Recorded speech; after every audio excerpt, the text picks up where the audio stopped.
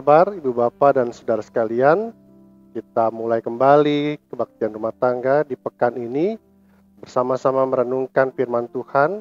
Ibu Bapak menyaksikannya di rumah masing-masing, tapi juga tetap bisa membaca dan merenungkannya itu bersama-sama dengan anggota keluarga di rumah.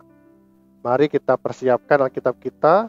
Kita membaca dari 1 Petrus 1 ayat 3 sampai dengan yang ke-9.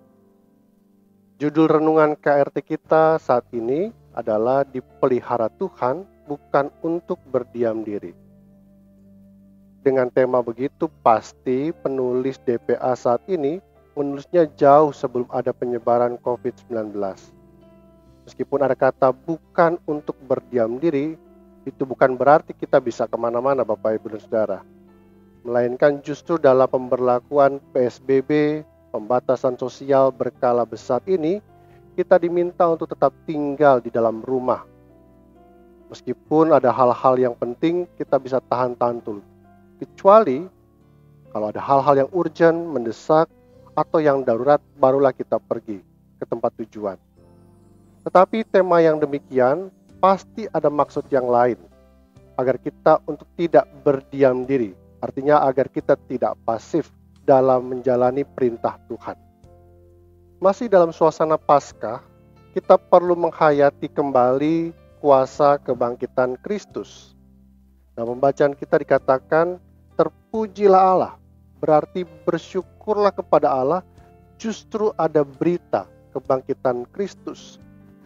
Mengapa berita itu perlu disyukuri oleh jemaat-jemaat yang disebutkan di bagian ayat yang pertama?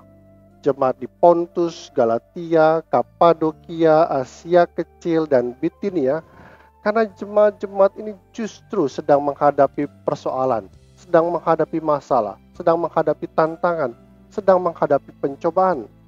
Karena itu berita Paskah sangat penting, sangat efektif. Untuk apa? Untuk menyemangati jemaat-jemaat yang sedang menghadapi masa-masa sulit tadi. Dan karena itu ketika ada berita tentang kebangkitan Kristus, itu memacu mereka untuk memiliki pengharapan lagi. Kebangkitan Kristus telah melahirkan kita kembali. Saya pikir berita ini sangat penting buat jemaat-jemaat yang melewati masa-masa sulit dan asing di zaman dulu. Begitu juga dengan kita saat ini. Kita diminta untuk lahir kembali justru dalam semangat kebangkitan Kristus. Apa yang perlu lahir kembali dalam diri kita semua? Yaitu pengharapan Ibu Bapak dan Saudara. Masa sulit, di masa-masa asing seperti saat ini, mungkin banyak orang kehilangan pengharapan. Tapi dalam firman Tuhan tadi dikatakan, lahirkanlah kembali pengharapan itu di dalam dirimu. Justru ketika kita sedang berhadapan dengan masa-masa sulit. Karena itu di ayat yang ke-6, saya ingin membacanya begini. Berpengharapanlah, sekalipun sekarang ini kamu sedang berada di sementara waktu. Ingat khotbah Paskah yang lalu. Sementara engkau berada di masa jeda, harus berduka cita oleh berbagai-bagai pencobaan. Berpengharapanlah, bersyukurlah, memuji Tuhanlah, justru karena kita berada dalam masa-masa sulit itu. Karena orang yang berpengharapan memiliki iman yang kokoh dalam kebangkitan Tuhan. Iman kita mengatakan keselamatan kita itu semakin kokoh justru setiap kita mengingat kebangkitan Kristus, maka muncul pengharapan-pengharapan baru. Sebab melalui kuasa kebangkitan Kristus kita punya arti yang lain. Yaitu apa? Kuasa maut dikalahkan. Kuasa maut diselesaikan. Kuasa maut pada akhirnya berakhir juga.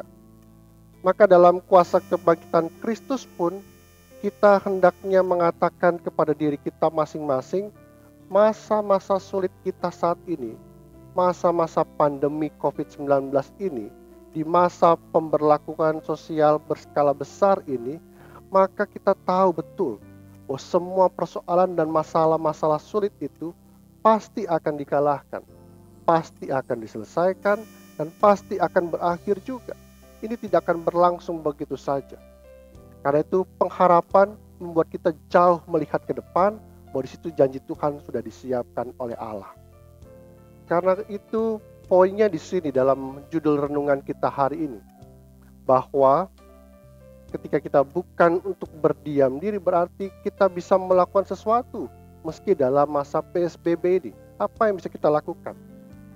Hadirkanlah pengharapan pada orang-orang yang sudah kehilangan harapannya, yang putus asa menghadapi masa-masa sulit ini. Besok makan apa, besok berbuat apa, kita akan bisa melewati masa-masa sulit itu kalau kita menghadirkan pengharapan bagi yang lain. Yang lainnya adalah berikanlah doa bagi setiap orang yang mungkin saat ini sulit mengucapkan doa-doanya. Berikutnya, berikan semangat pada mereka yang lesu dan lemah, karena pengharapan mereka hilang, karena aktivitas mereka hilang, karena pekerjaan mereka hilang. Tapi berikanlah semangat, hidup masih harus dijalani. Berikan semangat itu kepada siapapun. Dan yang terpenting, berikan makanan pada mereka yang saat ini sulit mendapatkan makanannya. Maka dengan begitu kita tidak berdiam diri. Ada yang perlu kita lakukan tetap dalam koridor PSBB yang sedang diterapkan oleh pemerintah. Karena itu Ibu Bapak dan saudara-saudara sekalian, kita meyakini sampai hari ini kita dipelihara Tuhan. Kalau kita dipelihara Tuhan, maka sampaikanlah juga hal-hal baik itu kepada yang lain. Sama seperti berita Paskah. Berita Paskah kita dengar, kita terima dari Tuhan, lalu berita Paskah itu kita bagikan juga kepada yang lain. Dan hari ini, dimulai hari ini, kita memulai melakukan sesuatu. Karena kita telah dipelihara Tuhan, maka peliharalah kehidupan bagi sesamamu dari apa yang bisa kau lakukan. Dari hal-hal kecil sampai hal-hal besar yang kita lakukan dengan sungguh-sungguh dan ketulusan hati. Pada akhirnya dengan cara semua itu, kita turut rasakan dan membagikan pemeliharaan Tuhan. Kita lihat berita hari ini, jumlah yang sembuh sudah lebih baik daripada jumlah yang meninggal. Karena itu ada titik harapan di depan. Karena itu berpengharapanlah terus melalui kuasa kebangkitan Tuhan.